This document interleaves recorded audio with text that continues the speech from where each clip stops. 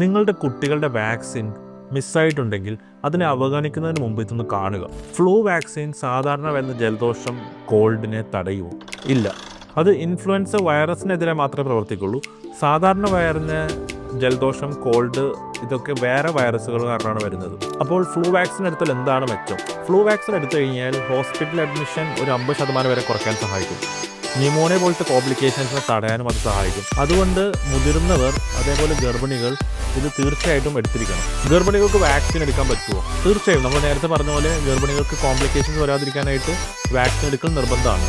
അത് അമ്മേനെയും കുഞ്ഞിനെയും സംരക്ഷിക്കും. അത് മാത്രമല്ല, പ്രീമച്വർ ബർത്തിനെ പോലത്തുള്ള കോംപ്ലിക്കേഷൻസ് പ്രിവെൻറ്റ് ചെയ്യാനും അത് സഹായിക്കും. ഒരു വാക്സിൻ ഡോസ് മിസ്സായി, ഇനി എന്താ ചെയ്യുക?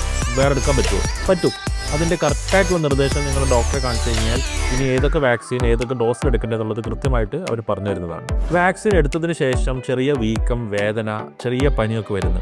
ഇത് പ്രശ്നമാണോ? ഇല്ല. ഇത് സാധാരണ നമ്മുടെ ശരീരത്തിനൊരു ഇമ്മ്യൂണിറ്റി അല്ലെങ്കിൽ പ്രതിരോധ പ്രവർത്തികൾ നടക്കുന്നതിൻ്റെ ഭാഗമായിട്ട് വരുന്ന ലക്ഷണങ്ങളാണ്. അത് 1-2 ദിവസം കഴിഞ്ഞാൽ താനെ മാറും. പേടിക്കേണ്ടതില്ല.